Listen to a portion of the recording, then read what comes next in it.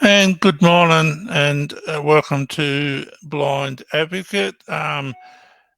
We didn't have a stream last week. We had some work going on here at home. Our new reverse cycle air conditioning was being put in.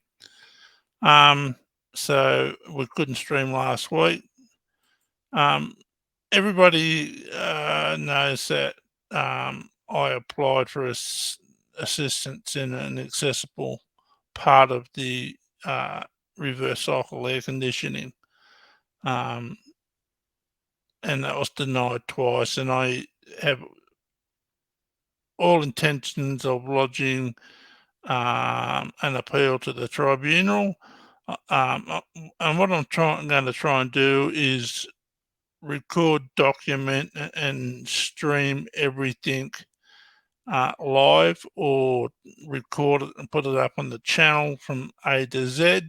So everyone who's thinking about going to the tribunal can see, what it's like, what you have to go through, what you need to do to get prepared, and what the actual tribunal process is like. I have done it once before, but I'm seeking permission from different organisations to be able to do this. So hopefully, I can get everyone's permission before I lodge my appeals to the tribunal, which I think is extremely unfair. Anyway, on Facebook, a few days ago, it came up that a wheelchair Olympian, Natalie Curtis, passed away. There's a story I'd like to share with you regarding Natalie a little while ago, and this is on Channel 7. So we'll just play that first, and then I'll just want to have a few words to say at the end of it. So, yeah, if we can display that, please, Chris.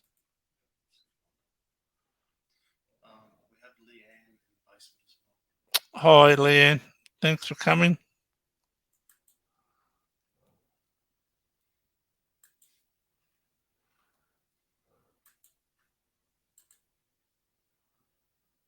The humiliating moment Natalie Curtis never thought would be part of her special birthday trip. I've never had to pay to use a chair in any of my travels. From Townsville to Singapore, Natalie got on and off planes using a wheelchair provided by Jetstar until she arrived in Bangkok. There was a language barrier, and when we arrived, there was a lady with a notepad saying that we had to pay something for a chair.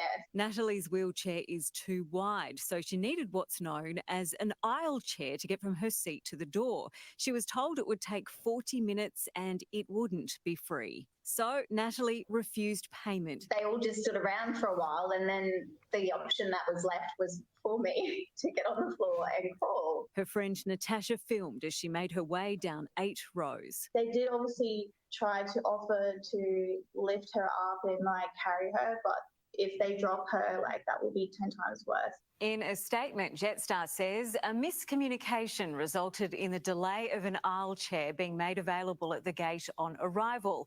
At no point was an aisle chair withheld due to a request for payment. Didn't really comprehend it. I'm like, no, I'm not paying to be able to get off this plane. Natalie has been offered a full refund of her flight and additional compensation. That was, extremely humiliating. So I definitely don't want anyone else to go through what I had to go through. Shining a light so it never happens again. Katrina Blowers, 7 News. That's it. So, just end it there.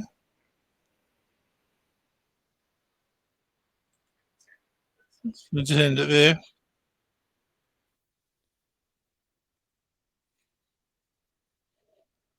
You just stop that, Chris. Yeah, that's right. Yeah, a few issues. That's okay. Look, refusing to pay and choosing to crawl from her seat on the plane to her actual wheelchair took a lot of courage. It's something most people probably wouldn't do. They probably just given up and paid and did whatever they were told to do. But Natalie chose not to pay and to degrade herself by crawling from her seat on the plane to a wheelchair at the door.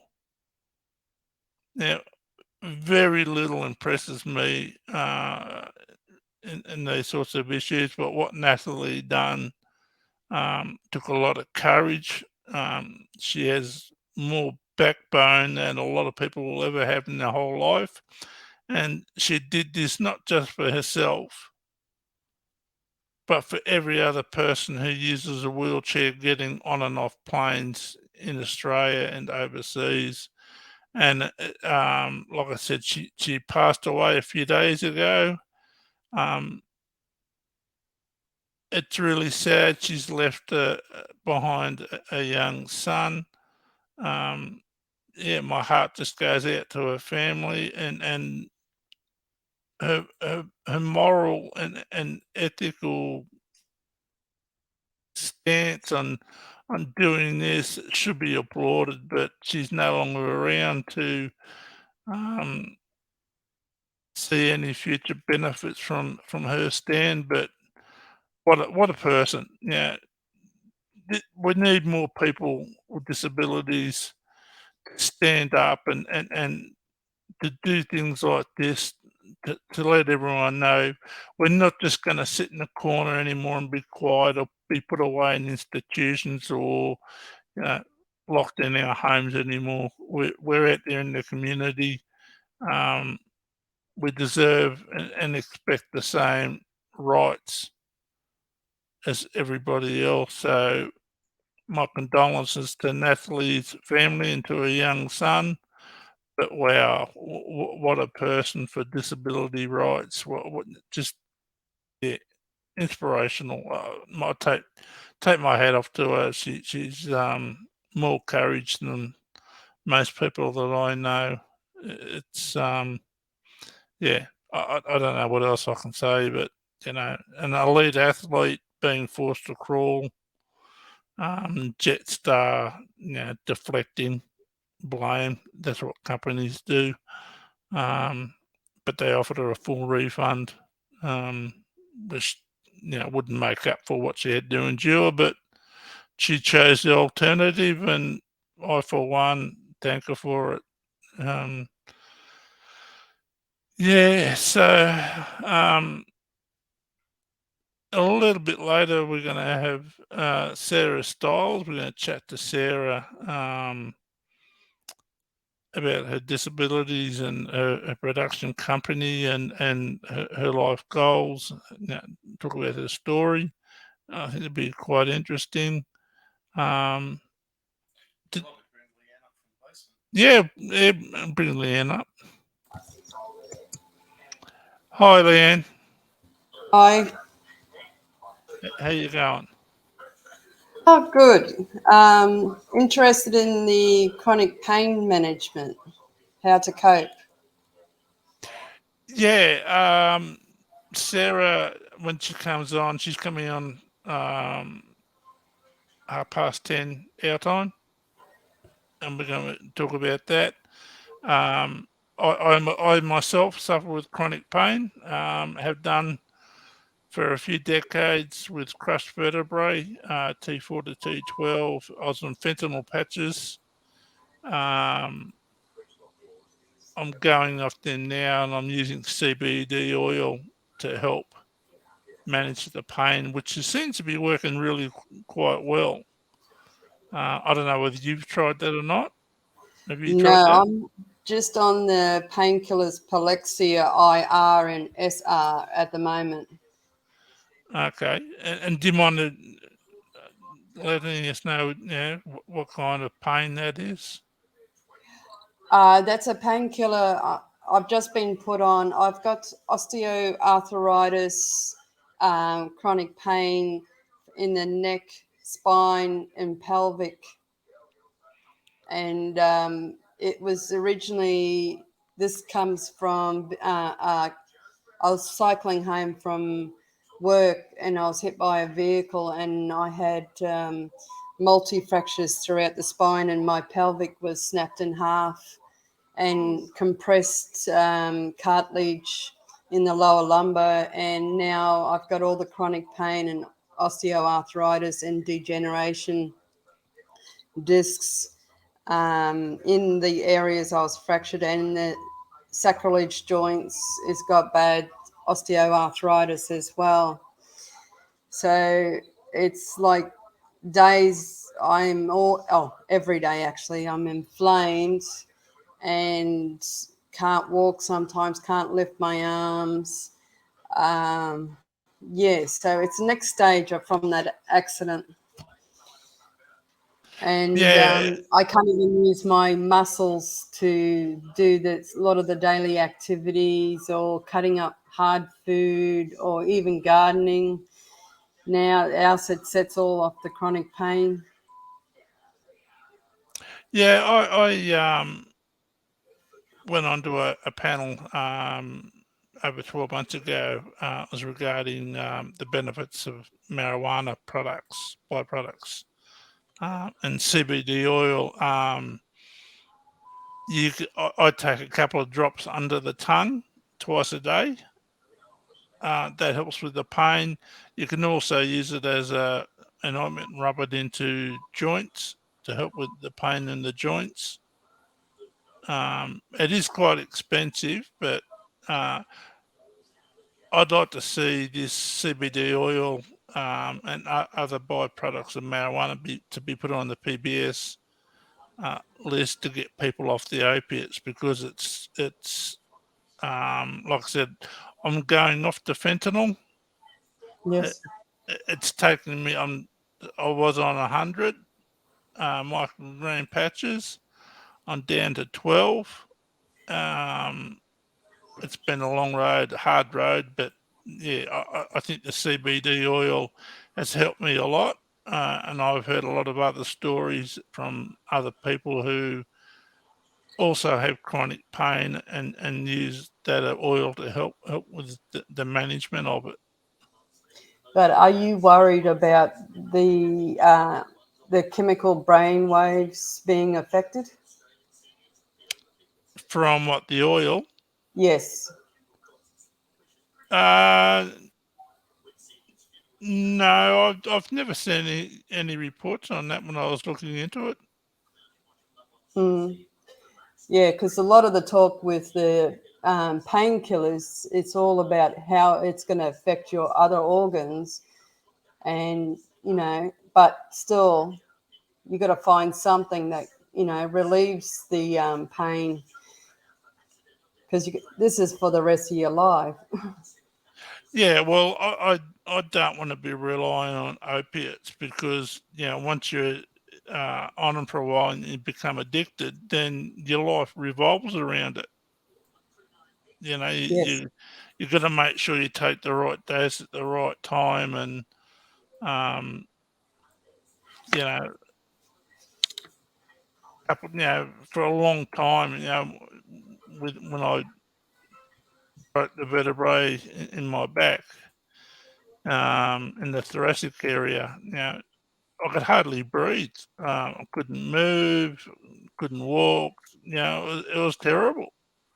But over the years with exercise, I've got to stipulate that I've done a lot of exercise over the last 5 years. Like, started off with very gentle stuff and worked my way up.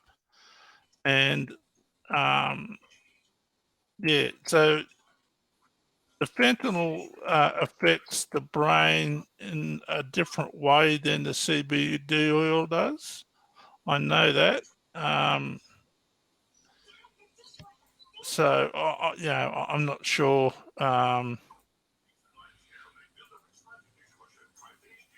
what kind of effects on the brain, long term brain, but my major concern, because I was told by my doctor that people who are on long term opiates, like painkillers, 20% more likely to develop dementia. And that scared the hell out of me, and that's what pushed me onto getting onto the CBD oil and trying to get off the fentanyl. Mm-hmm. Yes, it's a matter of doing the research and weighing up the pros and cons. Yeah, well, you can buy the oil off the internet. It's like through people who sell it through, I don't know what you say, the black market. The purity isn't certified like it is through if it's been dispensed by a chemist or prescribed by a doctor. It has to be purified and all that sort of stuff. But I was talking to a gentleman in the US. His infant daughter, when she was like 3 months old, started having grand mal seizures.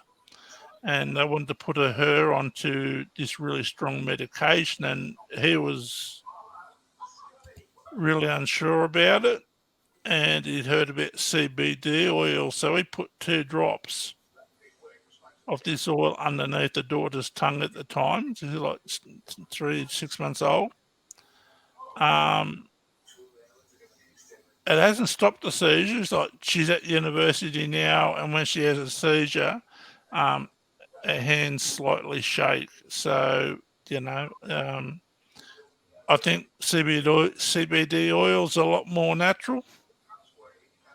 Because fentanyl's, a man-made opiate. It's quite strong. So I think it's going to come down to people's preferences. Yeah, and your individual health conditions too. Yeah, well, I have a tumor in the spinal cord and also have MS. That's how I lost my eyesight, was through MS. And on my channel, there's Cindy. I interviewed her. She has MS, and she was having huge spasms. Her legs were jumping around, and she'd have to get up multiple times through the night, go down and lay down on the tile floor to help calm her legs, settle her legs. And she takes CBD oil, and she can get a night's sleep, a full night's sleep now. Oh, that's good. So, but yeah, I don't know. I think CBD oil's more natural, has less side effects. I don't know if it's addictive or not. I don't think it is. Not the stuff that I've seen, read up on. But yeah, I know other people with MS are on similar medication to what you are, for spasms and other related pain issues. Um, and their whole life just revolves around taking that medication. And I'm not saying CBD oil is a cure-all. Like I said, it helps me. It might not help you. It might. I don't know. I'm just putting that information out there. Yeah, I've got a colleague or friend. He's got Parkinson's, and he suggested it, the oil, and it helps with him to stop the shakes and able to, keep cycling his bike and that. Well, I think whatever helps people get through the day, they should be allowed to take.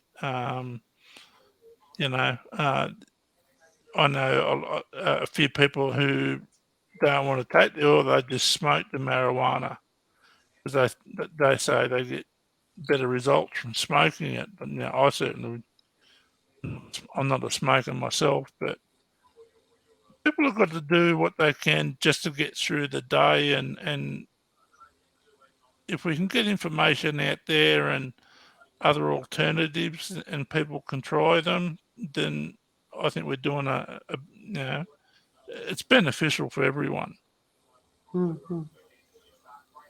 Yes, and trying to get on support. Like I'm having trouble getting NDIS approval and the Yeah. disability pension approval Uh, because it's a hidden disease.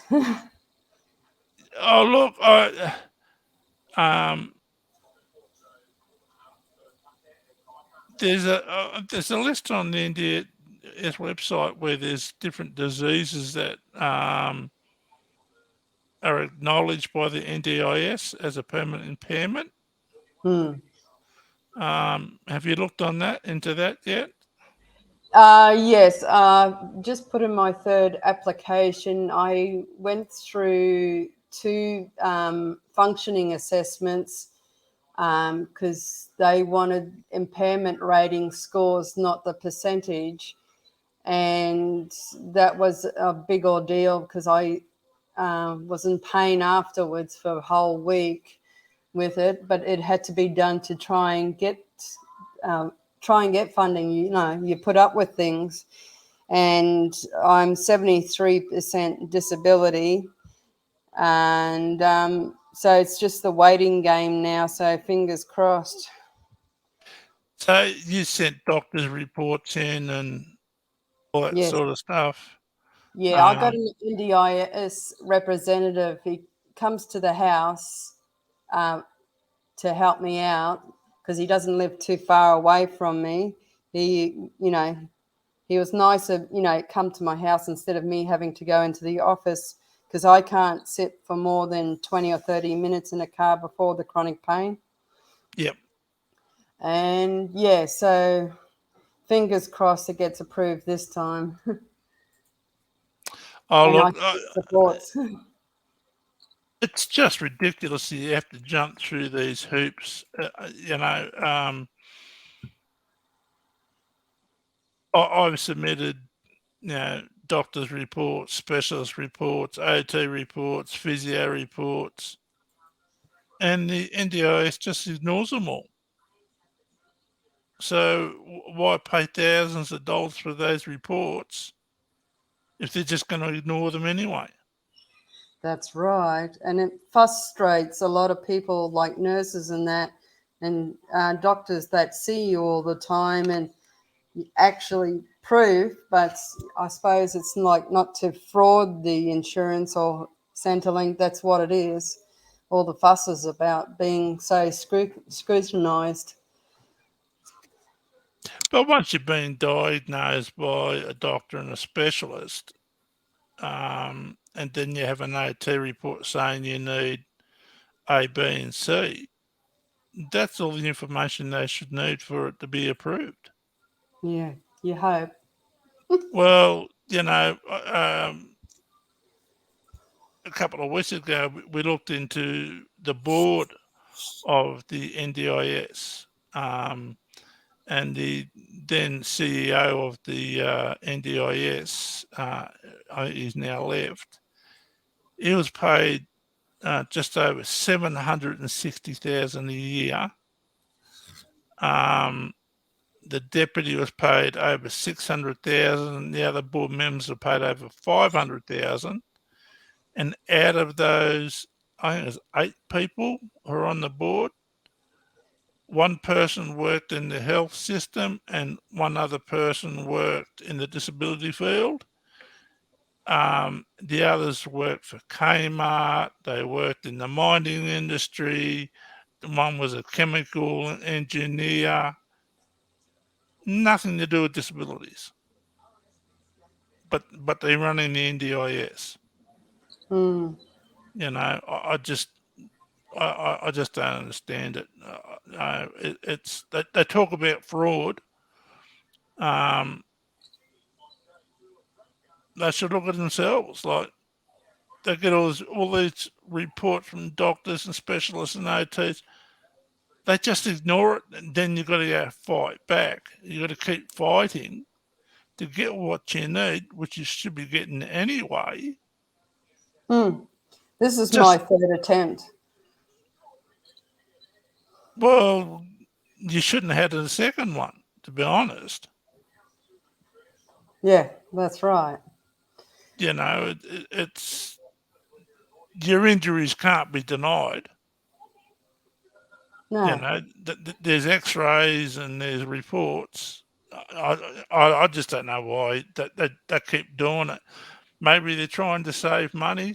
That's why they do it, and hopefully, they make it too hard, and people just give up and go away. Yeah, but you got to try and live yourself, and you're just trying to ask for help, Yeah, like well, any other Australian. I went on the DSP in January 1990. From there, from 1990 until I went on the NDIS about 6 years ago, I just sat at home all day, every day. I did a few courses to find a job. Nobody employed me, but I just basically sat at home. Didn't watch TV. Didn't listen to the radio. Was being blind. That TV meant nothing to me. Then the NDIS comes out, and I've got the support workers that I need, but other people like yourself who you know have more chronic pain than I do are still struggling to get supports. Yeah, because people can't see it, and they can't feel what you feel. Well, it's not that they can't see it; they just deny it, and hopefully you just go away. I applied for a talking microwave oven when I first went on the NDIS, and they said no. And I appealed it all the way to the tribunal, and the NDIS lawyer said, "Oh, well, you got support. Get a support worker in." And I said, "What?" So I'm supposed to ring the support worker up, 1 a.m. or 2 a.m. to come around and make me a hot cup of coffee in the middle of winter? That's not going to work, you No, know. unless you have a live-in support. Well, I'm married. My wife works, but I'm not going to wake her at 2 o'clock in the morning to make me a cup of coffee. Yeah, I'd like to No, keep you might get everything lost on. keep everything intact. Uh, but yeah, look, why are some people getting the supports and others aren't? I just don't understand it. Yes, It's so frustrating, and um, I don't know. Do you know? Do you remember Steady Eddie? yes. I interviewed him a few weeks ago, um, and he reckons we need an oversight committee made up of people with disabilities to keep the NDIS and the federal minister in check. People that are actually going through it. Yes, Yes. yeah, as an oversight committee, and I think it's a great idea. Um, I'd put my hand up to do it. Um, you probably heard while you're in the basement that I'm going to go to the tribunal because I live in Armidale in New South Wales, and it gets it can get down to -10 through winter. Um, Country. yep, Yeah. and our reverse cycle air conditioner motor blew up in a storm at the end of last winter. Um, and the basic system to replace it was $10,050. So I said to the NDIS, "We'll pay for that. Can you pay for the accessible part so I can use it?" It's an extra $3,500, and they said no. And I had OT reports and all that sort of stuff, doctor's reports. It's again. Um, with MS, I have problems regulating my body temperature. When everybody else is hot, I'm freezing, and when everybody else is freezing, I'm hot. So I need to be able to access it. Yeah, they're only fun for the daily living function of a person. Well, being blind, I can't use touchpads. This system I've got, the accessibility part, I can operate it through an app on my phone. So I can access it, and they've denied it twice. So I am going to take it to the tribunal, and I want to record and document everything along the way, and try and stream what I can, and just to show people what it's like to go through that process. When you Plus, should, you can use it as your communication tool. What if you have telehealth? Like how you got your headphones and microphones, because you can't see the keyboard, the voice activation, it would help benefit you a lot being blind. oh yeah. I send texts using voice commands, emails using voice commands. I do everything through, or do a lot of things through my phone. Um, it's a multi-purpose tool, not just for me, but a lot of people who are blind, or vision impaired. It's a multi-purpose tool. But it's that again, it's not covered under the NDIS because they class a mobile phone as an everyday item. Everybody has a mobile phone. Um, but I tried to explain to them, it's not just a phone; it's a tool. Mm. Sorry. Oh, okay. Sarah's here, Leanne. So I'll just bring Sarah up now. Okay. Hi, Sarah.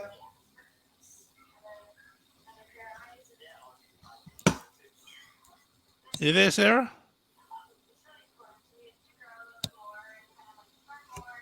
Uh, she's not up yet, Chris. You might be on. Yeah, you might be on mute. Your microphone. I can see her, but I can't hear her. Yeah. Check the settings on the screen, Sarah. The microphone might not be turned on, where it allows the mic and the camera.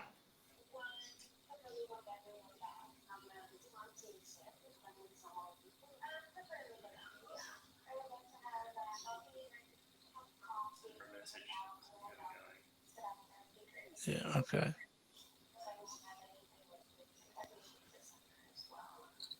Yeah. Sometimes we have these issues. Um, Either the microphone on the headset's muted there, or it's muted on the screen. Did she allow access? Yeah, I'm not sure. Yeah, Sarah, if you can hear us, allow access to your microphone and camera.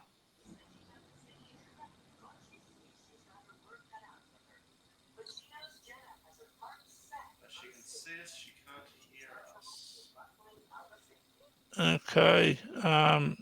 She got headphones like I got on, or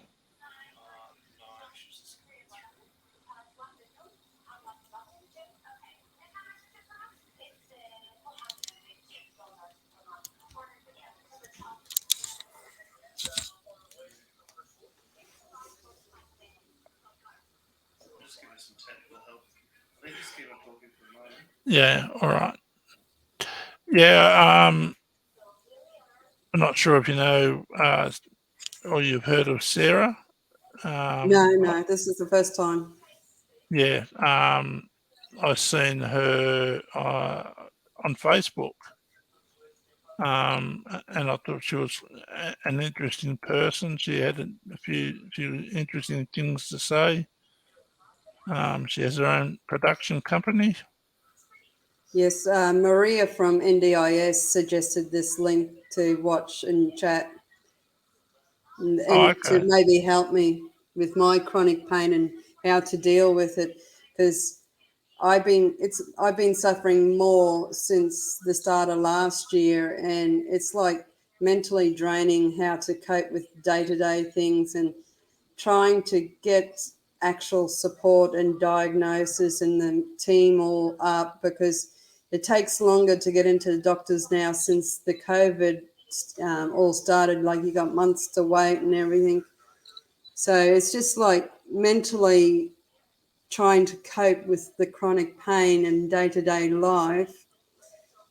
Whereas I used to be, before the accident, I was an athlete. I was a runner, marathon runner, helping my family on the sugarcane farm, driving the tractors and fixing things and working in the bakery as a baker and that. And now it's like virtually can't do a lot of the daily living activities. Yeah, look, I used to be into weightlifting prior to my tumor because I went paralysed from the waist down. Um, it takes a lot to adjust. I'm still, when I lost my sight, I'm still adjusting to that, and I lost my sight in '98. And I did suffer with severe depression in the early 2000s. I was self harming, all that sort of stuff. I had no one to turn to. There was, very little support. Um, back in the early 2000s. So I understand what you're going through. It's sometimes you just struggle to get your head off that pillow in the morning. Yes. You lead an active life, and all of a sudden, you know, you're bedridden or you're chair ridden. Um, and it's really hard to get used to, and it's really hard to accept that, this is the way your life is now.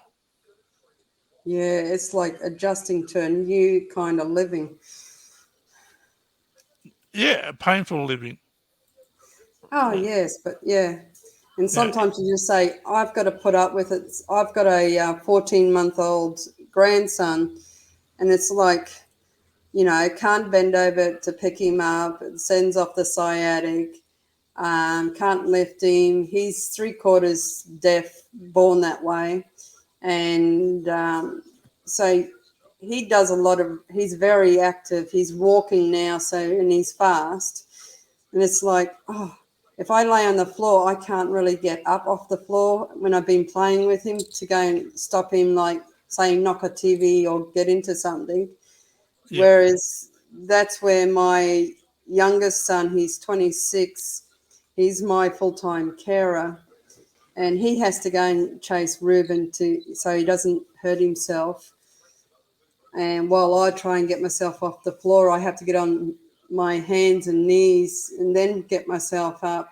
Because when I'm swollen in the thoracic, especially where, the lumbar spine joints the pelvic, I can't walk then if I'm very inflamed. And I can't walk more than 100 meters, and that's where I have to use a wheelchair, especially when going out. And it's just mentally difficult. Like, you used to be able to do that. Why can't my body do that? And it's like hard to, face that reality now. yeah, and you want to do it because that's what you used to do, and it is a hard thing to accept, and it does take a while to get over. Um, I don't know, is Sarah still there or?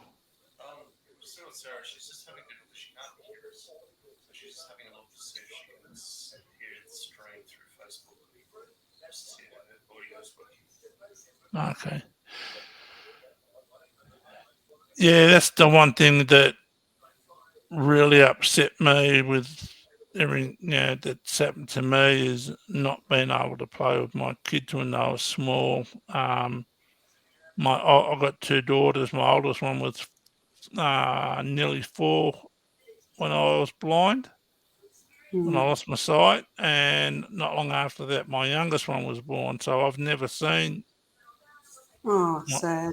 it is, and I feel guilty, like it's my fault. But they Um, still love you no matter what.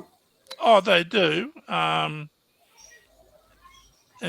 but I still feel guilty that I've never seen my youngest, and you know I'd go to them when they're to their sports events, but just standing there, not being able to see them and cheer them on, and you know, it's hard. Like I said, I feel guilty, and um, yeah, it's something that I still haven't got used to. Mm. So, yeah, maybe when I have grandchildren, it'll probably even get worse. Yeah, not being able to see them. Uh, I suppose you just got to take like the beauty of hearing their voice and getting somebody to describe their facial features and maybe try and imagine that way. oh yeah, yeah. Like everyone says, my youngest looks a bit like me, but yeah. So I keep saying, hopefully she'll grow out of it. But yeah, it's a difficult thing to go through um, such a major traumatic thing, going from an active lifestyle to a sedimentary lifestyle, painful one. Oh, yes. So my support worker's just talking to Sarah, I think, trying to. She's she can see us, but she can't hear us. She's, there's a Facebook link.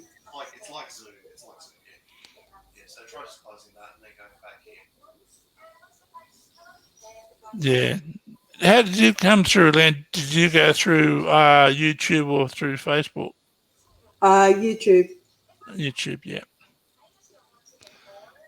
And it has all the options down. After I accepted the stream, there's options down the bottom. It says mute, stop cam, settings, present with a monitor screen, and then the red circle with a cross says leave studio.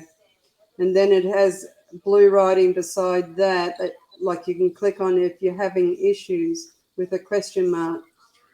Okay.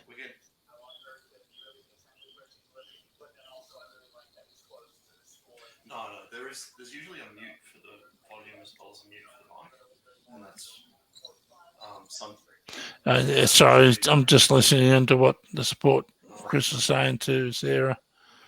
Um, That's okay. I'm trying to bring up her video on my Facebook that's on my phone. See if I can get her that way. you seem to be a lot more tech savvy than I am. Uh, 50 and my boys are tech savvy. Yeah, my girls are really tech savvy. They just, how do I do this? They get angry with me, and you just do this and do it like this, and yeah, but I can't do it. It's a generational thing, I think. True. So I just recently turned 59, and um, I used to be quite good with computers, but they just got so technical and have so many different functions that I've just lost track of it now. So Yeah, you just got to keep at it all the time and somebody to talk you through it. Yeah, there's like you search on YouTube, you can always find someone who says, "Oh, you click this and you click that and you do this." That's all right, but for someone who's sighted, but for someone who's not sighted, it doesn't mean a thing. So, but yeah, um, She's not on the stream.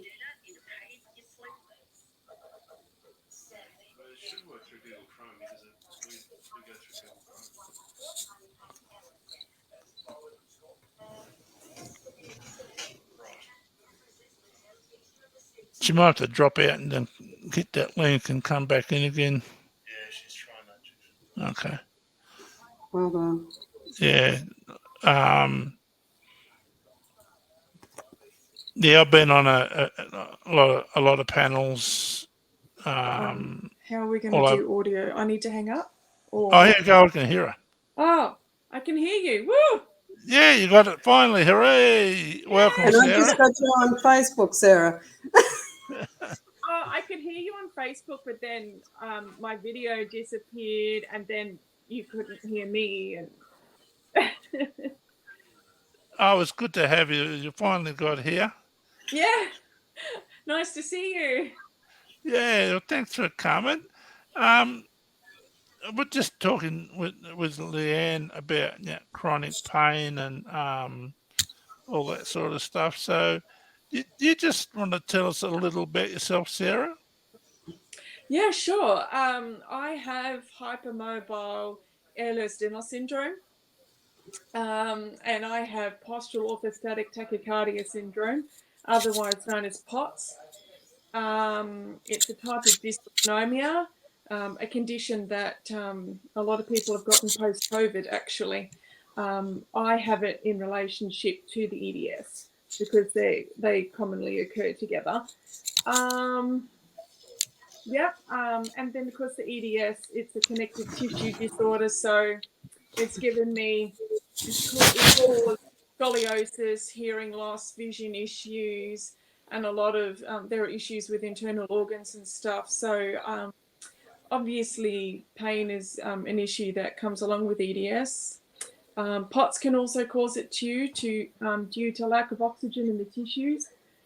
And with that lack of oxygen, that becomes painful. The most common pain with POTS is called coat hanger pain because it's the base of the spine going out to the shoulders and it looks like in the shape of a coat hanger. Okay. Yeah, so I've got that under control now, which is good. Can you hear my son at all? Or can you just hear me? Just you. Oh, Just that's you. good. That's Yeah. good. Yeah, We're so parents anyway. yeah, I'm lucky because I finally found a cardiologist who understands dysautonomia, and with the right medication, because lifestyle hacks alone weren't working. I now don't have the coat hanger pain anymore. It's brilliant.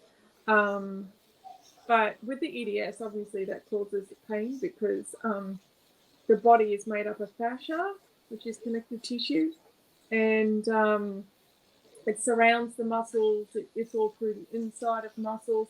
The best way I heard it explained was, imagine you've got spaghetti and some cling wrap, and you grab some, just a few bundles of spaghetti and wrap them up with cling wrap.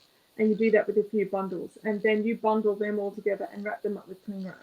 And if the spaghetti is your muscles and the cling wrap is your fascia, that gives you an idea of upset fascia can cause a lot of issues, even with the muscles, when there's nothing wrong with the muscles, and that's kind of what's going on for me.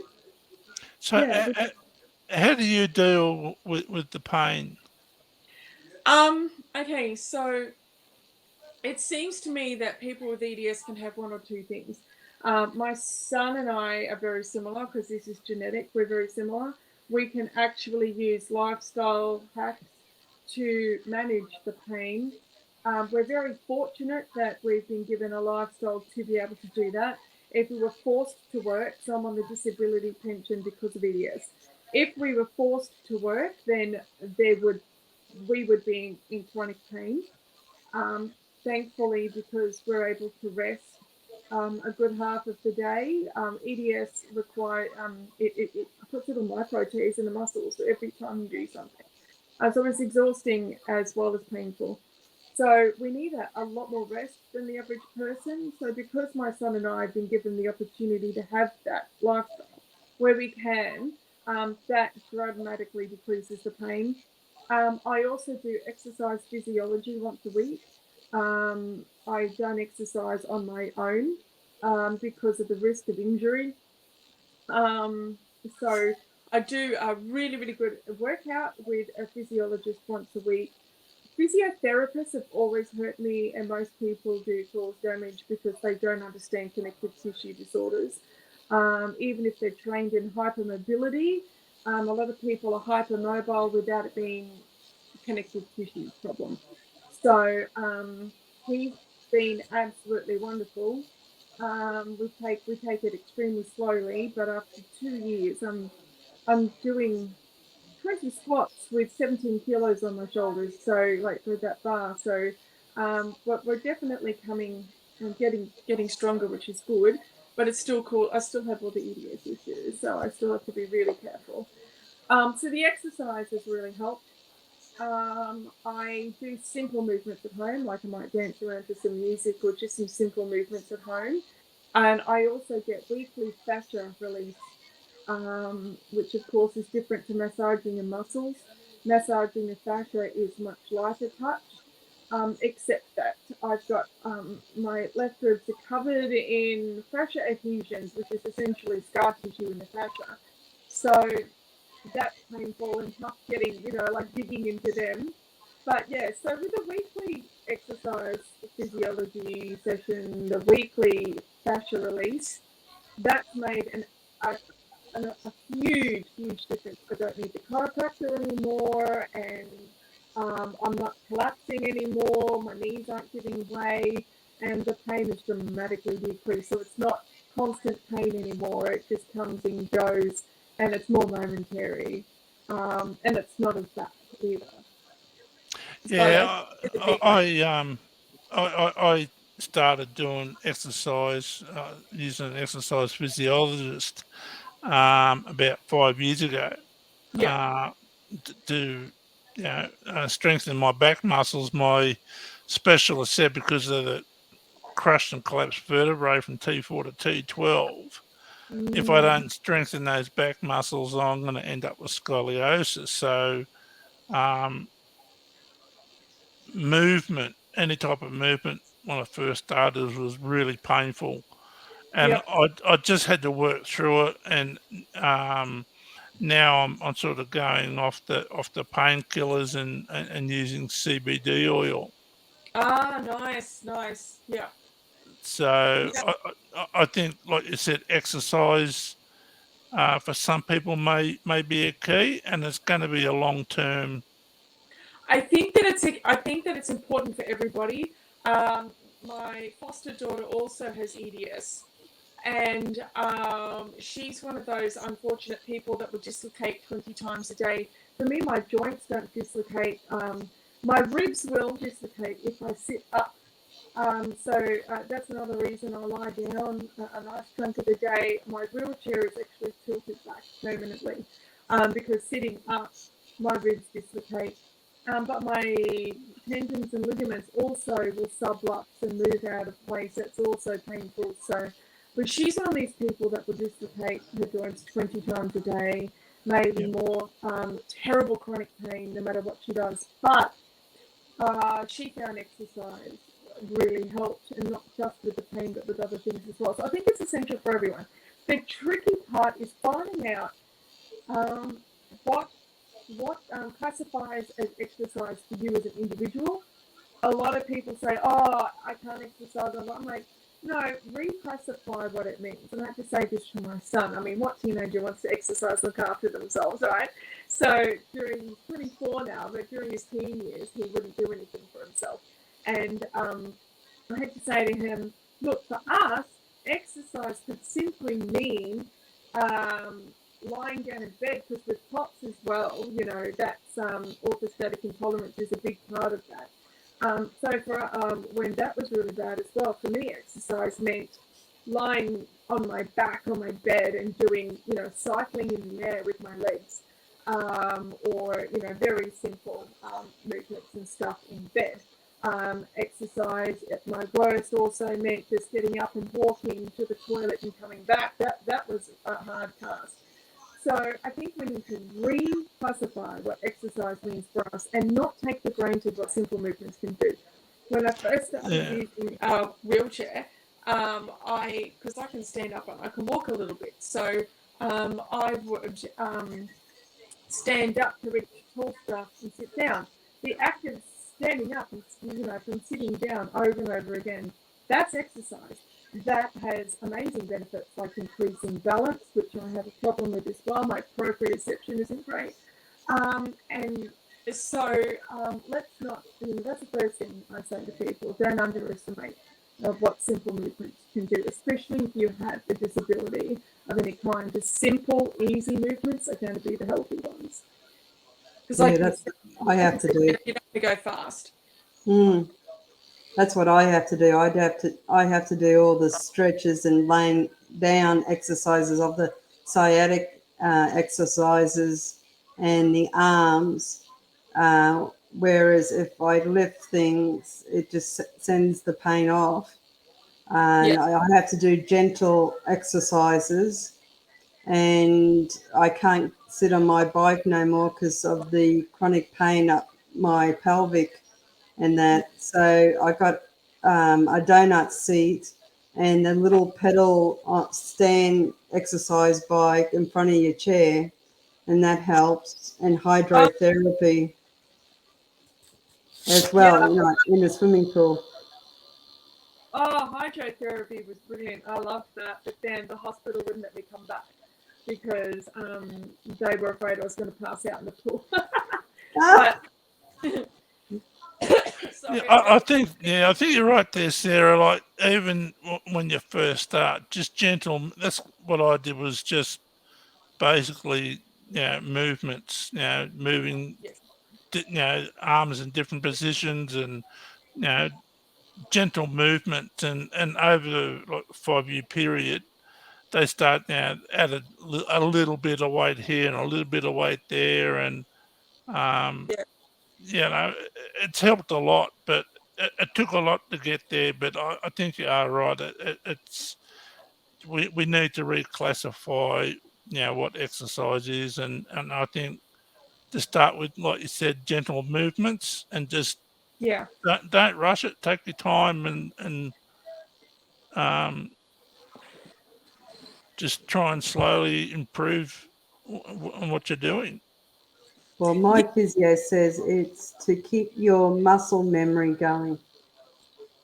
Yeah. If you don't keep using your muscles, you'll stiffen up and have more chronic pain, and you'll be more permanent. Say, if you have trouble with your spine, you're going to be more quicker in a wheelchair if you don't keep those muscles exercised and the memory of the muscles going.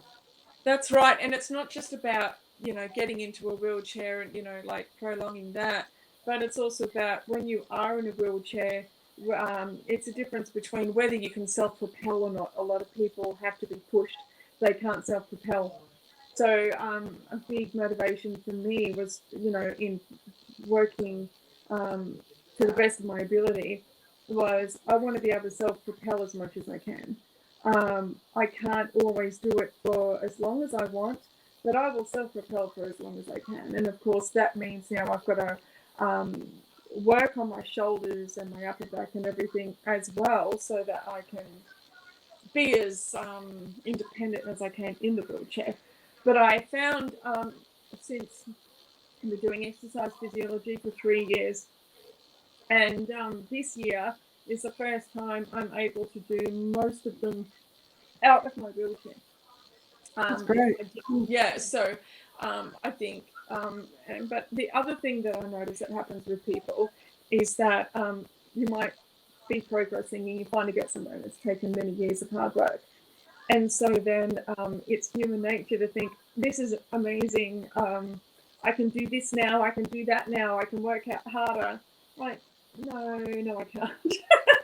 I'm only doing this well because I'm not working out harder, because I'm not pushing myself. I'm not overdoing things. So I still have to go slow, and I still have to, not just with exercise, but daily movements, daily chores.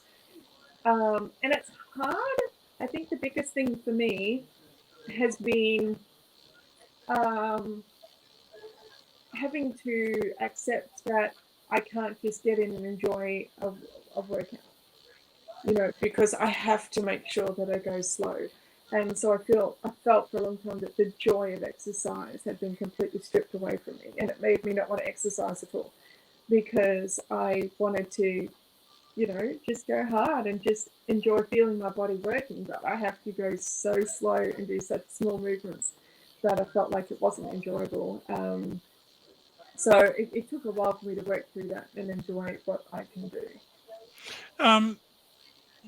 We're seeing on your Facebook page that you're actually sitting at piano playing. How is the pain? Is there much pain while you play the piano? Or? That's a good question. Actually, nobody ever thinks to ask that. I have always had pain at the piano. It wasn't until I was an adult and I moved away from music teachers who really, look, people do what they do. Private music tuition is an unregulated system, unfortunately, and I understand it's hard to regulate. But unfortunately, there's a good chunk of teachers who do not teach you how to sit at the piano properly. And this is not just piano, but singing, any of them. There's a good chunk of teachers that actually don't understand how to work with their students individually in regards to posture. I look back at photographs now of me playing piano, and I'm sitting too low and too close. No wonder I had pain.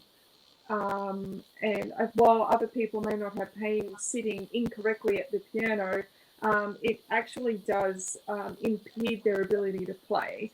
I had a student in her 60s once. This one particular piece, it's just one section of the piano piece, and she said it was really difficult to play and it was painful. So I altered the way she was sitting at the piano. She didn't believe me. She didn't believe me that it all, the only issue she had was the way she was sitting at the piano. I changed the way she was sitting at the piano, and all of a sudden the pain was gone, and it was easy to play. She can now play that section with no trouble. It's not always the technique and your skill level. It often is how you're holding the body. And I'm a singer as well, and I went along to the conservatorium. They used to have a night once a month where anybody can come along and sing at the conservatorium with some professional singers. And I went, and they asked me, why are you here? And I was in my power wheelchair. I was tilted all the way back. I couldn't even sit up at all. And I said to them, my physical disability really impacts my ability to be able to be upright, and I just wanted to make sure that these different positions that I have to have my body in don't impede my singing. She said, no, your diaphragm's got plenty of space to move, you're fine. And that really sealed the deal for me. I really started then concentrating on, well, what is good posture? And it's different for everybody. And you'll find that just generally people, whether it be in music or whatever hobby, whatever vocation, everyone is just brainwashed that good posture is the same for everybody, and this is what good posture is, and that's not true. All of our bodies are different, so it's about finding the optimum position for your body, and that can change as well. If you're really tired, but you've still got some work to do, or you've got to go on stage and perform or whatever, then your optimum position, posture position, will change. So I think that this is a really good question and something that we all can think about. So when I play piano, what I've worked out is if I have to stool really high and my arms are coming down at an angle instead of being out flat, that actually prevents most of the pain. and it just stops pretty much all the issues that I had playing piano. There is still certain techniques that I cannot play, but there is just very few of them. So yeah, I managed to fix the pain issue playing piano by changing the way that I sit. Okay. So, Leanne, do you think with your exercises, like Sarah said, posture, different postures, the way you do things may help?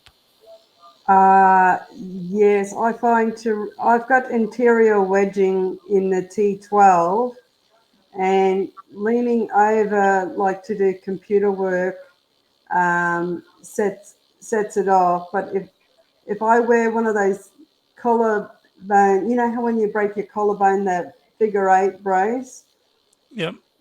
if I wear that for an hour or two, it does relieve the pain because the bone is rubbing bone on bone. And leaning over, and because I got degeneration in my neck as well, and I had fractures there, I can't look down for too long. So 15 to 20 minutes would probably be the max, like typing on the computer. But then because I have osteoarthritis and sacroiliitis, and I had originally fractures in the tailbone, snapped down the middle of the pelvic, and lower lumbar was squashed and fractures. That's where I can't sit for too long on the chairs. It's got to be a donut pressure gel seat. But still, to sit for 40 minutes to an hour, I have to take a quick release Palexia painkiller just to do anything longer like that. But if I'm had a bad day and I'm still inflamed in the joints in my spine, it'll be less time. It'll maybe 15 or 20 minutes sitting down. Like I've got to rest, like I've got to lay down and put my legs up like Sarah does, like to take the pressure off those joints for a while to let the swelling go down. I find too that having my knees elevated, so I have not only is my wheelchair seat on an angle, but I've also got wedges under the cushion to lift my wheelchair cushion up a bit more at the front, because I find that if my knees are up to my belly button level, then that reduces so much strain and pulling on my body that creates pain. So again, posture, like it is finding those different things, isn't it? But then I can't do that for too long because that will cause pain in my legs. So it's about finding different things like what you were just saying. Sorry, I don't know. Did I hear your name? What was your name? Leanne. Leanne, that's right. Sorry, Leanne. Like what you were just saying, Leanne. I don't think it's healthy for anybody to be in one position for too long anyway, whether they're healthy, pain-free or not. So yeah, it's experimenting, isn't it? On your good days, on your bad days. I would often actually practice piano on my worst days so that I could gauge what my ability was in case I had to perform on a really bad day. I would gauge what my ability was and I knew what I could work with. Do you both have warning signs of, when something's, when you're doing an activity, do you pick up the early warning signs of, your body's had enough? Yep. Yes. Mine's in my feet, knees, and because I've got a lot of areas in my spine that affects me in different areas, it's usually my feet get sore, like from standing in the heels, and it travels up, and then I can feel it in the tailbone and lower lumbar, and that's all from the sacroiliac in the pelvic area pain. But then I've got it in my T12 and my neck, and that's where if I can't lift my arms, I know, or tingly feeling, I know I'm starting to get bad in my actual neck and spine. Like when I'm really sore in the T12, Like even when waking up, I can't breathe as properly because the pain's going around to the front of the ribs. And I find then I have to roll on my left side, which was my original good side from the accident. But now they say that's my worst side for osteoarthritis. But I find it relieves a bit of pain in the pelvic from laying too long on my back. So yeah, you just got to try and find the right position that relieves the pain. But yeah, Yeah. Sarah, do you get like too when you're really sore? Do you get tingling down your arms or back spasms as Yeah, well? so I get the I haven't been tested, but it really looks to me like I've got small fiber neuropathy, because I get all of that stuff. I've got to be very careful the position I hold my arms in. If I have my arms out, then I get all of the pins and needles. And then, one of my signs that I need to lie down, that I've done enough, is that it just feels like my body is collapsing and I just need, I actually have a strap in my manual wheelchair to strap me to the chair. That helps prevent a lot of pain because my body has to work extra hard to stay upright.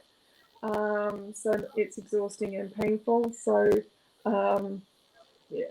like right now, I'm in my my bed. It's an adjustable bed, so my legs and my back are sort of up like this.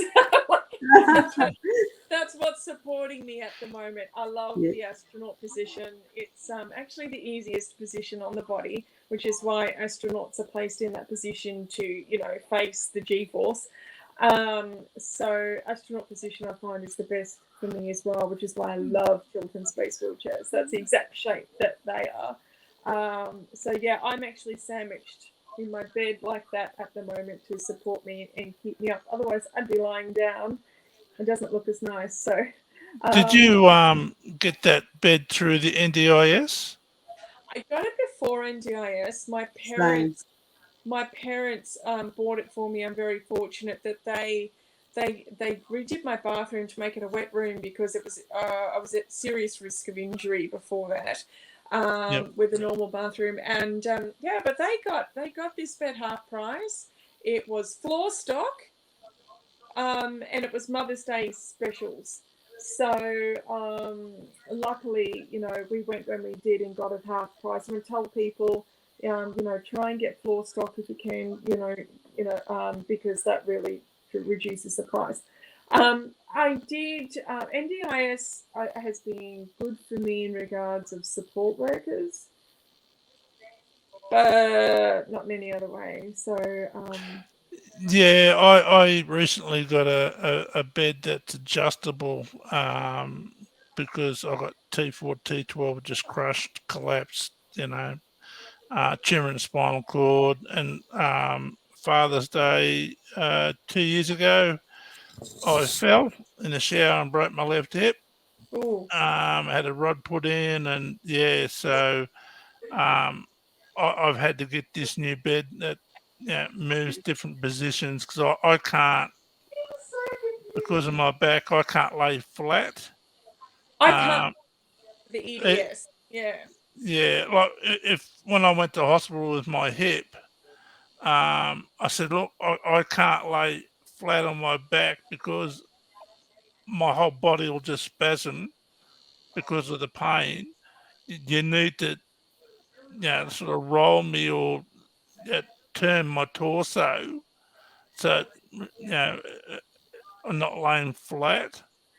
And they would leave me there for 4 to 6 hours. And I told them no more than 20, 30 minutes laying Mm. flat on my back. And I spat the dummy and, raised a bit of hell, but which didn't go down well. But they just didn't listen. That's what got me. But I don't go to hospital. I don't even bother going to hospital anymore because they don't listen. They've got a very, either they're too busy to come back every 20 minutes, in which case they should do a different setup for you. And they should put pillows underneath you and stuff so that you're not laying flat. Because if they know they're too busy to come back and do that for you every 20 minutes, then, they should come up with a different solution. I force them. I tell them, no, I can't lie flat. You're going to have to bring me pillows. I need this, I need that. And I tell them straight up so that I can set the pillows up the best way for my body. Definitely not the same as my adjustable bed at home with a gel mattress. But plus, I have medical cushions as well that I sleep on, so my body can, massive medical cushions as well. They make going away for a few nights possible, actually, because Okay. I can change the shape of them, you see. And so when I go away, I can change the shape of them to imitate my adjustable bed. They've made life incredible. We can chat later, Jeff, and because if you want to know more information about that, because these medical cushions that NDIS did pay for have been an absolute game changer at home and means I can leave the house and go away, which is brilliant because sometimes I go away for work. But yeah, it's tough. They have a very narrow view of things in the ER. So I refused to go when I was having severe asthma attacks post COVID. My doctor wanted me to go to hospital. Said no, not going. They always kick me out of ER saying that I'm fine when I'm mid asthma attack. So she was lovely and gave me all the medications to take home that they would have given me at hospital. And I took care of myself at home. That's the situation that it is. Sarah, was it public or private? Public. Public. Yeah, I find you get more help if you're private, but then it's only if you can afford it as well. That's right. What's the name of those cushions, Sarah? Just for people who are listening. Hang on. It'll be. This is another one of them. Pos and Form. POZINFORM.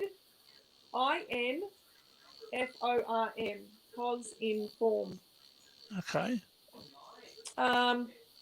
It's also got Lensing FR. Where do you know where you can get them from? I don't know whether Pos in Form is this particular pillow because I've got lots. Because I've also got Lensing FR at the end, which looks like it's the registered trademark. My OT actually sent me the link. So we got them online. She sent me the link to look at all of the different styles, and they've got some incredible shapes and styles. Well, what's the filling? And the covers are also waterproof, which is brilliant. Yeah, what's the filling? I can't remember. It's not normal stuffing. And there's different fillings as well. So the medical cushions that I sleep on, it's like those little tiny beads. So they are a little bit noisy. It's why when I go away, my support worker won't sleep in the same room because she can hear me moving. She sleeps on the couch. Whereas this one here, it's like a much better version of a pregnancy pillow, a way better version of the pregnancy pillow. It's got some sort of other softer feeling that maybe it's like it molds a little bit, but not much. So I don't think it's memory foam, but yeah. Okay. Yeah, because I thought that may help people who aren't aware of that product. So if you've got that link, you can send it to me, and I'll try and post it up. Because actually, Jeff, I didn't think about that before, but these cushions are a huge reason that they are the only reason I'm not waking up in pain every morning. I used to wake up in pain, didn't want to move. These are the reasons that I'm now sleeping pain-free and waking up pain-free, largely. Oh, great. Yeah. Good. So have you ever tried CBD oil? No, because don't you have to CBD oil? Where do you get that from? You can get it prescribed from a doctor, or you can buy it offline. If you get it prescribed through your doctor, it's purified more. It's more regulated Yeah. than if you buy Medicinal. straight off the internet.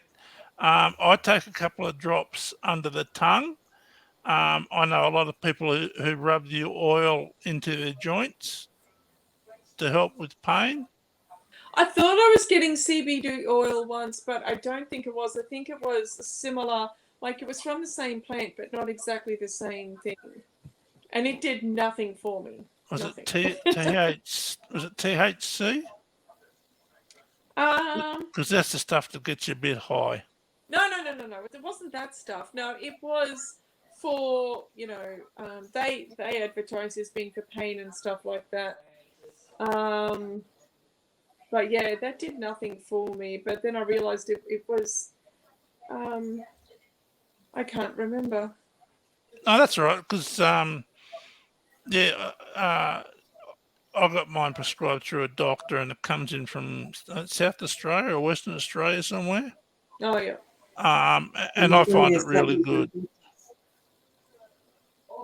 There's only a certain amount of doctors that will prescribe it too.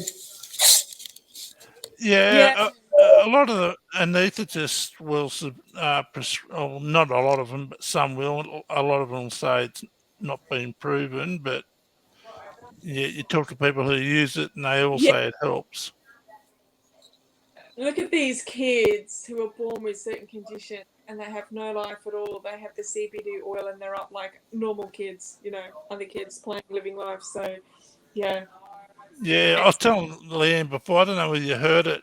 I was talking to a gent in the US, and he had a infant daughter, I was about 3 to 6 months old at the time, and she was having grand mal seizures. And Yeah. they wanted to put on this really strong medication, and it's, long-term side effects weren't too good. And he armed and ahed, and you heard about CBD oil, excuse me, and he put 2 drops underneath her tongue, and that was 22 years ago. She's Yep. just finishing university. When she has a seizure now, her hands just shake a little bit. It's amazing for seizures. I've heard these stories before. It's giving people a life. And I think that the side effects, like you said, long-term use of drugs, it's why there's the medication I take to make my stomach work. I don't take it every day because the long-term side effects are a real thing. And EDS makes the body respond differently to drugs. Yeah. So in often cases, the drugs don't work or help unless it's really, really high dosage or just don't help at all. Or drugs often have the opposite effect on an EDS body. It's interesting. So caffeine will put a lot of people to sleep with EDS. It's so weird. So I do as much natural as I can, and I don't take the drugs daily. I tend to take the stomach medication when I'm going to have a big meal or it's high protein, or yeah, so that's when I'll take it, and I try and have small, easy to digest meals. So I'm not relying on meds like 3 times a day to make my stomach work because I have to have them to drink water as well. So it's tough. But I used to, I got a phone call from Make-A-Wish Foundation many years ago now. And they one of the girls' wishes was to have piano lessons, and I was going to her house. She had the worst type of cystic fibrosis that there is. And normally, it's hard to say, you don't want to say, but normally kids with that type of cystic fibrosis pass away in their teens. And I met this mother later, years on. She was dancing as a teenager, having a full life as a teenager. And it's because her parents didn't rely on drugs. They did a lot of their own research. And because her case was so severe, she couldn't be entirely drug-free, but she had a lot of natural things. And so, yeah, she was off having a life. When she was on the drugs, she couldn't go to school. But when she was relying mainly on natural products, she was at school. So relying solely on drugs is not the way to go. No, and that's what scared me to go into CBD oil. I told Leanne that my GP said that people who are on opiates for painkillers for a long term can end up with 20% more likely to end up with dementia. Oh, that's Uh, nice. that scared the hell out of me. That's what really got My me moving. grandmother has dementia. It's horrible. It's horrible to experience. It's Yeah, horrible to watch. That's nasty. Yeah. yeah, it scared the hell out of me. That's why I'm trying to get off these fentanyl patches. Um, it's been a long, hard road, especially the last 6 weeks with the withdrawals. Been really hard to cope with, but I'm getting there. But um, do you want to tell us a little bit more about your production company too, Sarah? Sure. So I started Wheelie Good Productions as a way to get equal opportunity for everybody. Um, I was thinking I'm treated as a liability. Nobody wants to work with me. Um, Nobody on off the stage. So I thought, well, if I want to be able to perform, then I need to write my own stuff. And I've been a composer for years. Let's write our own shows. And my sister is a writer, director, editor. She's an actor. She's incredible. So together we make quite a good team. Let's do this. So we're still new. It takes 8 years to get an idea from conception onto stage and screen. So we've got a few more years to go yet before we've got all of these materials ready to go. We do workshops in the meantime, however, and we do some little performances in the meantime, singing, etc.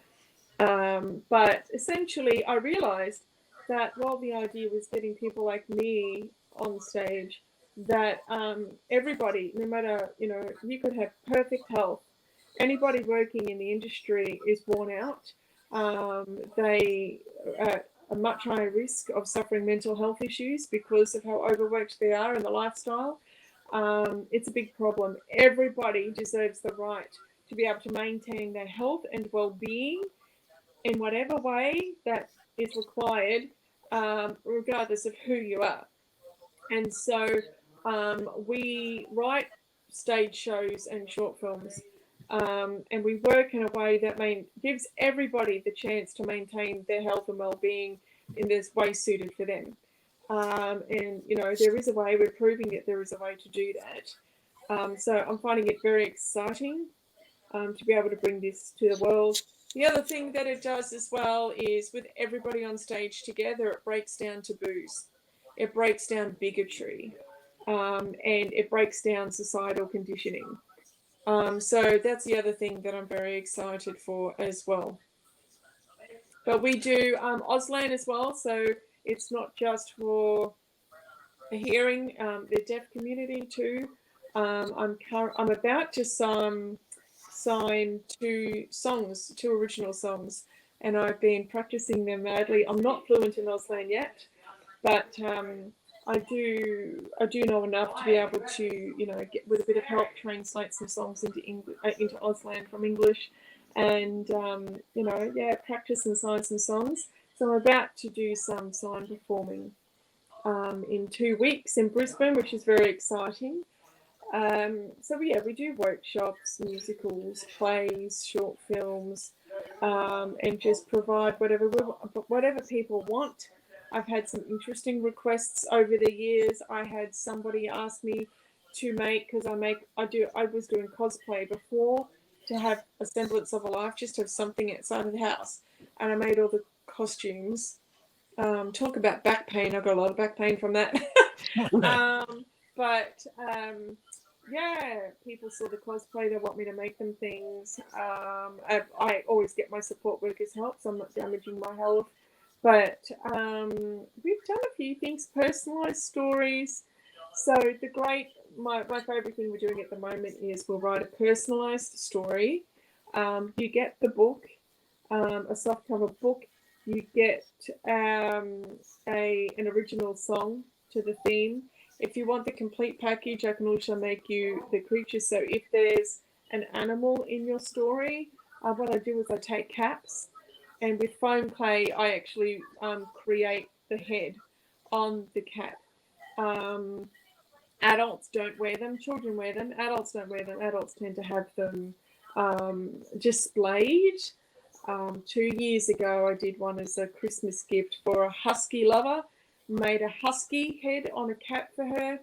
Her father said it's her favourite Christmas gift, and it's proudly displayed in her bedroom. I do those as well. So I can also make one of those of any animal that might be in your story. And then you get the audio book, and that's the way that you hear the song. And and if you're in the deaf community, then instead of getting the audio book, you will get a video of it being signed. So, That's good. Ways of bringing joy to others. Yeah, I think society teaches us to view life, people, and even our own selves in a very narrow manner, which is unhealthy. Yeah, I think it's part of the reason that everyone struggles to connect. And connection is vital, absolutely vital. So they've proven that it's the opposite of addiction. Sobriety is not the opposite of addiction. Connection is. And if we could get society viewing things from that lens, everybody would be better off. Yeah, open people's mind, not a closed book. Yeah, I contacted Screen Australia recently about audio description for people who are blind or vision impaired with their movies and TV shows, because some of them don't have it, and they're doing an investigation on that. But Yep. I'm a huge Trekkie fan, have been since the 70s. Been watching Picard season 1, 2. Yep. Season 3 come out and it doesn't have audio description, and I was so pissed. What? Yeah, That's I was. awful. Yeah, First of all, Star Trek is a hugely. I'm a huge Trekkie myself. If I turn my camera around, you would see the rest of my bedroom. But first of all, they, they really ought to audio describe popular shows. But then to go ahead and audio describe the first 2 seasons and then not do it for the third is insane. That doesn't make sense. well, I sent because I belong to a couple of Trekkie podcasts, and I sent one a comment saying, it's like over 330 million people worldwide are either blind or vision impaired, so that's 1/3 of a billion people. That's a lot of people. It is, and it's not being tapped. And I just said anyone with any business sense would want to tap into that market. Yeah. If only 10% of the 333 million people watch streaming services or go to the movies, that's 33 million people. Yep. And if only 10% of them like Star Trek, that's still 3.3 million people. That's They right. could be reaching, but yeah, it's I was one of having my. Sorry, Sorry, what were you saying? I was just saying it's one of my pet peeves is that the lack of audio description in Yes, streaming services. it would be. It would be. I understand because I use captions being hard of hearing. With my vision issues, I have to be close to the TV to see them, but like a meter and a half away, but that's fine. But my issue is that they only have captions on the shows in the time slots. But I have a life. I don't always get the opportunity to watch shows, 7:30 on a Tuesday night. So then I want to come back and watch catch-up TV, and there's no captions for catch-up TV. Yeah, and I was really impressed with that Klingon bird of prey you got tattooed Yeah, on. I thought that was the best. Yeah, I've been telling everyone about that. It's a classic. Yes, I do. It's right here. I was having a chat with a lovely lady I met recently online. She's in the UK. She's blind, and her was her aunt, grandma, somebody was deaf, and so she wants to learn BSL to sign with her relative when she visits, but she can't see. So she needs a braille version. So you've got the deaf blind, Yep. the tactile sign language, and she needs a braille version of the tactile sign language, but that doesn't exist. And you think often blindness comes along with deafness. It's so common that people suffer from both vision and hearing loss together. Why is there not braille versions of these things? And Yeah. so she found a little bit of BSL that was audio described, and that's what she's using. Oh, good. Mm. We're getting there, but it's too slow, especially the way technology is nowadays. I think it could be done. Right. Technology makes everything so much more easy and doable, and it's not been utilized for its at its full capacity for people who really need it. Mm. Yeah, Yeah. it's Yeah. interesting because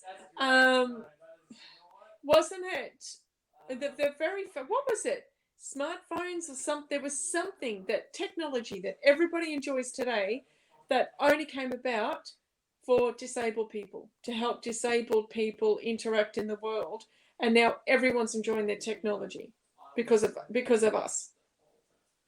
Yeah, I think it's text to speech or speech to text. It was something else as well. It was even something before that.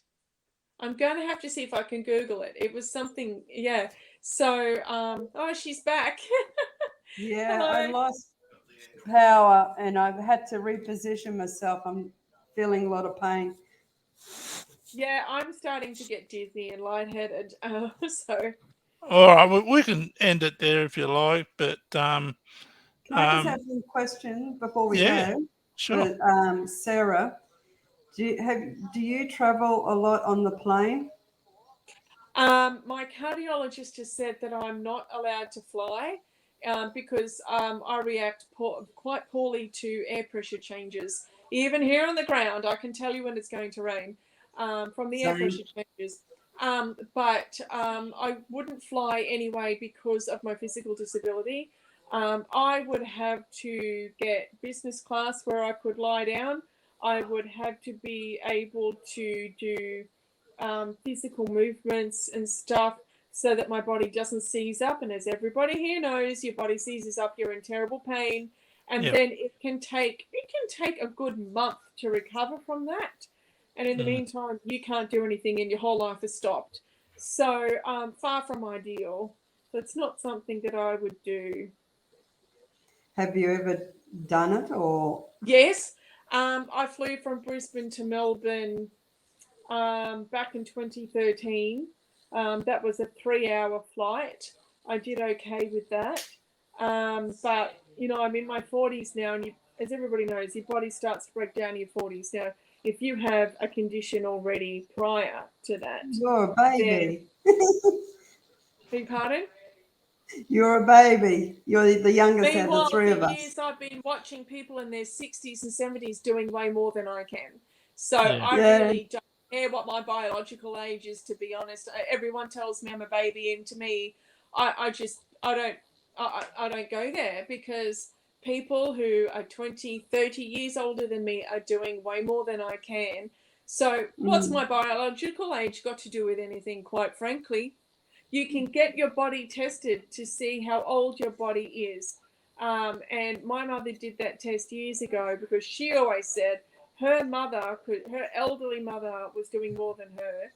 And she got the test. Her body is 20 years older than her biological age. Wow. Isn't that the way that we ought to be thinking? And quite Yeah. frankly, I'm so sick of this bloody biological age coming up, and I'll tell you why. Because the government The government thinks about biological age. That's the terms they think in. There was a quadriplegic here in Australia a few years ago who had been working his whole life, right? But because the quadriplegia, if you have a physical disability, your body wears out and ages way sooner than everybody else.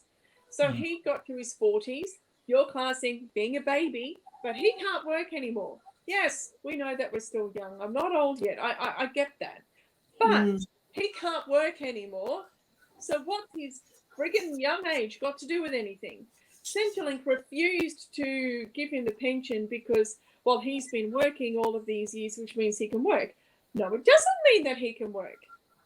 It means that despite his young age and being able to work in his 20s and 30s, because he has quadriplegia, his body is worn out way, way sooner than a normal body would, a healthy body would.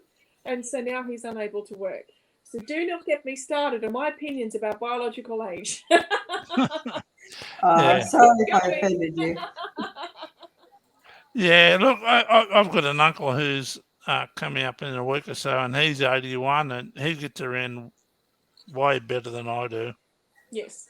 You know, he says, "Oh, I don't know how much longer." I said, "Oh, come on, you'll be getting a bloody telegram from either Charles or William on your 100th birthday." So, but yeah. Well, I know. I want to clarify, that's not to say that I do appreciate that aging is in and of itself a terrible experience, and then it does something extra to the body. So I just, in having said what I said, I do want to acknowledge that. I'm not dismissing that at all. It is. I'm not old yet, and that will bring a whole ton of extra stuff on me that I'm not looking forward to because I already feel like crap all the time. My body's already, limited. But I just wanted to throw that in there with my little, complaint session. I get told all my life because I look 15, 20 years younger than what I am. My 6-foot young adult son, people think that he's my boyfriend. They think he's my partner because of how young I look. I looked 13 when I got married. I kid you not, I did. I can show you my ID if I'm that age. People, it was hilarious because at my wedding, they thought that we were both 16 and our parents had given us permission to marry young. But it also has caused a lot of issues, right? Looking so young because I had a friend who was a quadriplegic himself, and he stated one day, like, aging itself is a disability. Yeah, because the body doesn't move as quick. It takes longer to heal. You slow down, your vision goes, your hearing goes. So and then you aging to an already disabled body, and you've got a recipe for disaster. I went to the optometrist and I said, my eyes pick up the tiniest little change, and glasses already don't give me good vision because my ligaments and my eyeballs are a constant state of flux, so they can never focus properly. And I went to the optometrist. I said, look, because of the EDS, I can sense the teeniest, tiniest little change in my eyesight, even when I don't need a new script. I can't see anything for 2 weeks and then they adjust. I said, it's been 3 weeks and I still can't see. She's like, oh, sweetheart, this time it's not the EDS, this time it's your age, Stigma. You do. Everybody who hits 40 is aware that that's when your body starts to deteriorate. It should just not be doing it this quickly for me. But it's also genetics. It's not what? It comes down to genetics as well. Yes, but also the disability. My body has worn out way too soon. That's a very big part of it. Yeah.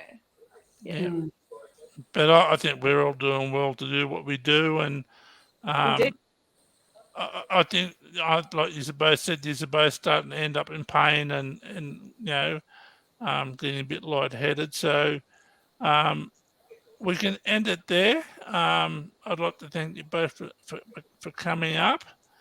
And if you could send me that link, Sarah, that would be good Yes. when you got time, not straight away. That would be good. But I thank you both for coming and sharing your stories, and hopefully it'll help other people. Hopefully. Nice meeting you both. Okay, Same. thanks. Thank you, Sarah. Thank you, Leanne. Okay, have a good day. You too. Goodbye. Bye. I just want to say hi to Wayne as well, who's been listening and putting a couple of comments in, Jeff. Okay. Hi, Wayne. Sorry.